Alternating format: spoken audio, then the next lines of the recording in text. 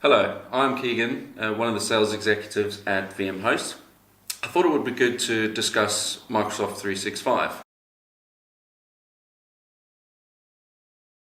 A common surprise when speaking to people is they don't actually realise Microsoft 365 don't back up their data standard.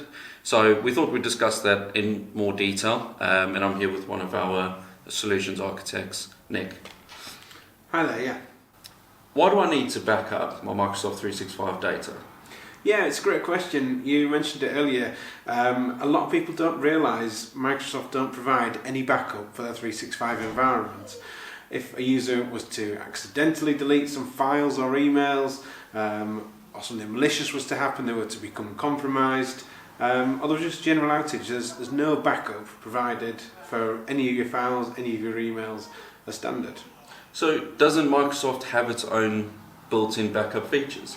Microsoft has just recently released a tool enabling customers to back up their data. It's not provided as standard, it is a paid-for feature, and there's positives and negatives to using the Microsoft one versus a third-party one. Okay. What kind of data do you normally back up with your Microsoft 365? So yeah, the key areas are your email, you've got your files, and that's spread across SharePoint and OneDrive, and your Teams environment. So how does backing up your Microsoft 365 work? Yeah, so the tools all work in a very similar way. They take a snapshot of the data and they basically store it somewhere else. That can be within Azure from Microsoft, or that can be a third-party data center away from the Microsoft environment. But they all just basically take that data and make it available outside of the current 365 environment, so it's protected and secure. Okay. So if, in the case of losing some data, how would you restore that data? Yeah, so you can enable your own IT admins to do this, or it can be a managed service. We offer a managed service where we go in and we can restore the data. That data goes back into either the original mailbox or the original location, or it can be provided external. Okay. And that can be from a single item through to the complete environment. Okay.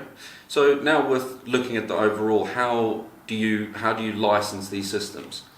So the two common ways of licensing them are either per gigabyte stored, and that's the Microsoft way of doing it, or quite often, and especially with ours, it's per user.